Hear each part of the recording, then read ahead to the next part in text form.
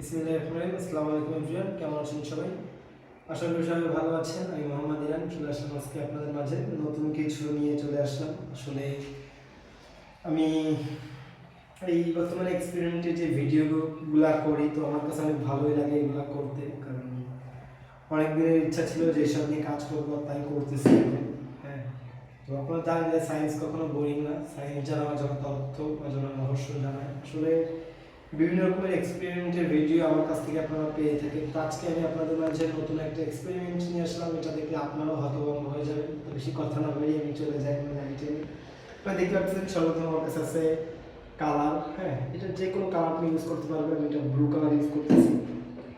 এইটা কি আপনারা কেউ বলতে পারবেন?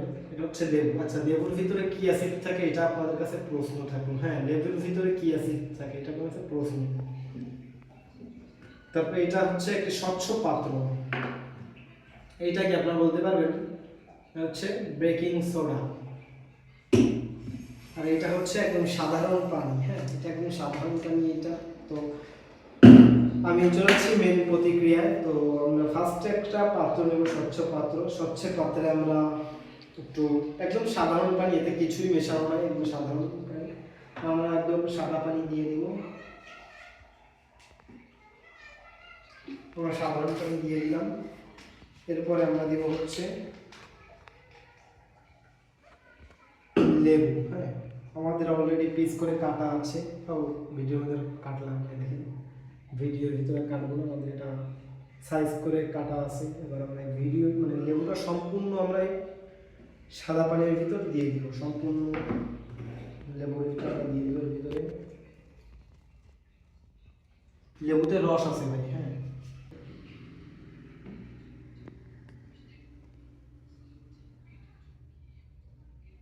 দেখতেই পারছেন যে কালার দিয়ে দিয়েছি।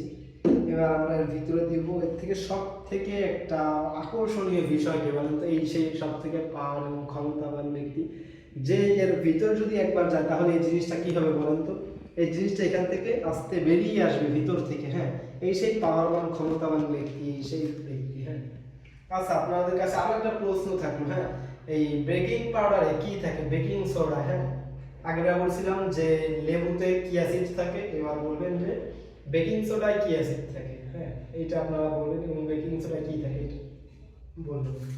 এবার আমরা দিয়ে দেব হচ্ছে বেকিং সোডা। হ্যাঁ, তো আমরা এখানে বেকিং সোডা দিয়ে দিচ্ছি।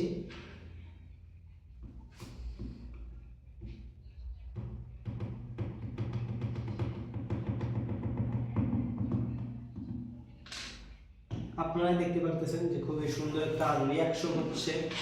দেখেন,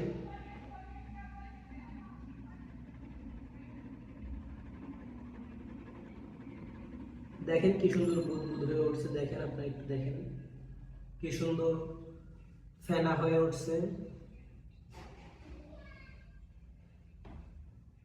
দেখতেই পারতেছেন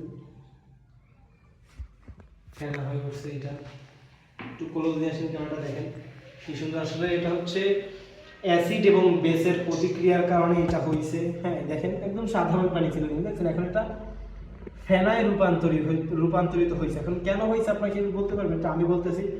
লেবুতে থেকে সাইট্রিক অ্যাসিড। হ্যাঁ, আর বেকিং পাউডারে থাকে বেস। বেস আর হচ্ছে বেকিং মানে সাইট্রিক অ্যাসিড মিলে তৈরি হয় কার্বন ডাই অক্সাইড।